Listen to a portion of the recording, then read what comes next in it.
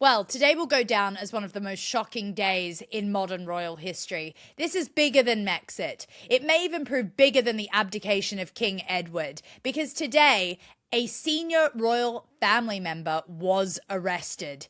There is no modern precedent for this, and the ramifications of the monarchy could be enormous. But here we are, of course, talking about Andrew Mountbatten-Windsor, formerly known as Prince Andrew, the brother of King Charles, a man still eighth in line to the throne. A man who turned 66 years old today and spent his birthday in police custody, or is, as we currently speak, spending it in custody, and who knows when he will get out. Happy birthday, Andrew, genuinely. Let's talk about the scale of this moment, though. This is not some sort of tabloid spat. This is not a palace leak. This is not another awkward television interview, which I'm sure he highly regrets doing at the moment. This was an arrest. Police officers arrived at the royal residence this morning at 8 a.m., 6 of them unclothed, and they came and they arrested Andrew. This all stems from a scandal that has hung over Andrew for years, his association with convicted sex offender Jeffrey Epstein. Now, for over a decade, Andrew's relationship with Epstein has raised many questions and been highly, highly controversial, considering he kept that relationship and well after Epstein was convicted for underage sex trafficking. Allegations were made most prominently by Virginia Giuffre, which Andrew has consistently denied. These allegations led to the infamous 2019 interview, massive public outrage, and his removal from royal duties. He also lost his military titles, and he had to settle it in a civil settlement without admission of liability. Yes, $12 million is quite a lot of money for a trip to Pizza Express, considering he says that he never met Virginia, and those were all lies. Well, it came out in the recent litany of Epstein emails that in fact he did know Virginia Giuffre, and he had met her. So this has marked a very slow public unraveling of a prince. But here's the twist. Against all expectations, this case is not what today's arrest is about. And this is what makes it even more extraordinary. Andrew has been arrested on suspicion of misconduct in public office. This is what they've been able to get him on. So this charge relates not to his personal life, but to his former official role. And many people forget that Andrew did once have a job. He was in employment. Between 2001 2011, he served as the UK's Special Representative for International Trade and Investments, and in simple terms, he was a trade envoy. This was a sort of job that was given to Andrew, that wouldn't have probably been given to him if he wasn't a prince, and this basically provided him with a lot of excuses to do a lot of international travel to specific destinations to say that he was brokering deals and such. Well, it's kind of come out that he was brokering deals pretty much just for himself in this regard, allegedly. He met many foreign leaders, he accessed confidential briefings, and he importantly was representing the British state. So the role carried a lot of privilege and responsibility, something that Andrew clearly, from the leaked Epstein emails, or from the now released Epstein emails, he didn't take that very seriously. So according to newly released material from the US Department of Justice, the emails from 2010, while he was still Special Trade Envoy, raised some serious questions. So the emails allegedly show that Andrew, while serving as Trade Envoy, was emailing Epstein ahead of official trips to China, Vietnam, and Singapore. May I remind you, China has always been, especially around 2010, and even more so now, quite a hostile state to the United Kingdom. So this poses a massive national security risk. He was forwarding reports about those visits shortly after receiving them. He was also discussing potential investment opportunities in Afghanistan,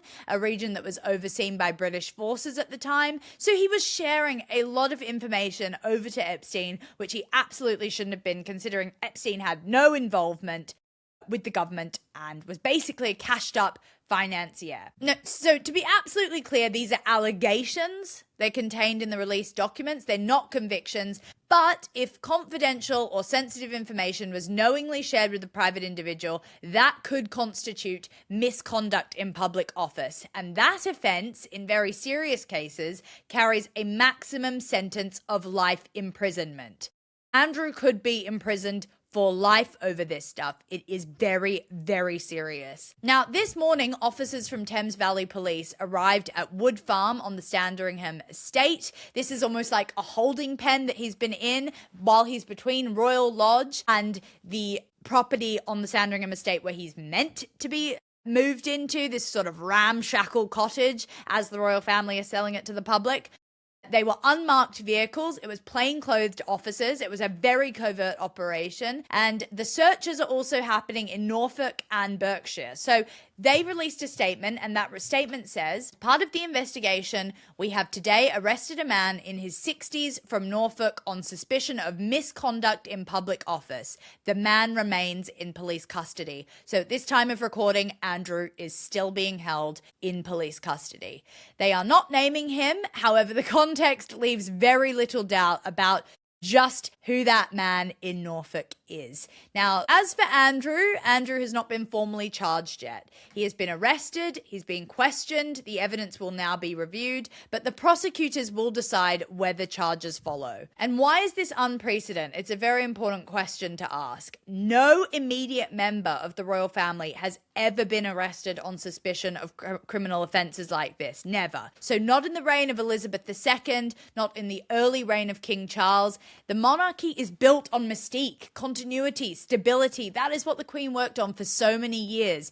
Yet it seems like King Charles has been left to deal with the mess that his brother left by his absolute sort of disrespect for his titles and sort of entitlement over the years where he was working within the royal family. So the arrest punctures that illusion completely, and it really drags the royal family into a realm of police procedure. Now, the royal family hasn't come out and said anything just yet, but I think actions speak louder than words in this regard, and the king not stopping any of this shows that he's coming out strong when it comes to Prince Andrew. But King Charles, look, I mean, it's not to distract from the fact that he is in a constitutional migraine. He's already stripped Andrew of his titles. He's removed him from public duties. He has distanced Andrew from the institution. But Andrew still remains a Windsor by blood. He's a councillor of the state, unless Parliament acts further, and he is still 8th in line to the throne. So here's the key point. The king cannot simply erase him from the line of succession.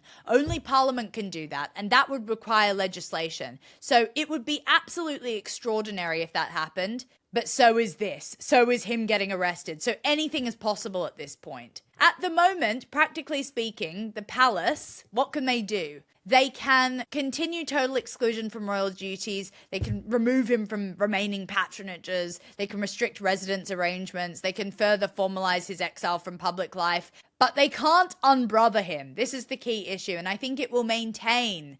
This is not the end. It will continue to go.